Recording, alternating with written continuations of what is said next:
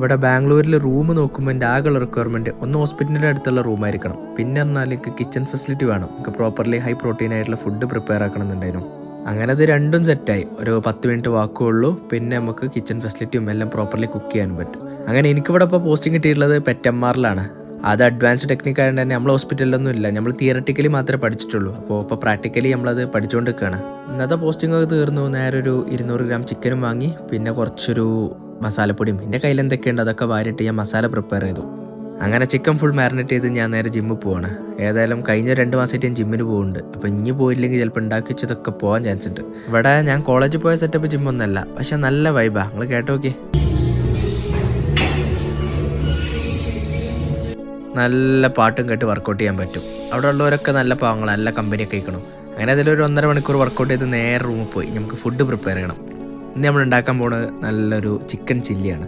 അത് നമ്മൾ ഉണ്ടാക്കി വെച്ച ചിക്കൻ മസാല ഒക്കെ പുരട്ടി നേരെ ചിക്കൻ വറുത്തെടുത്ത് കുറച്ച് കെച്ചപ്പൊക്കെ ഇട്ടിട്ട് ചിക്കൻ ചില്ലി സെറ്റാക്കി എടുത്തു. സംഭവം കഴിച്ചു നോക്കി, അടിപൊളിയേനു. അപ്പോൾ ഓക്കെ, ബൈ.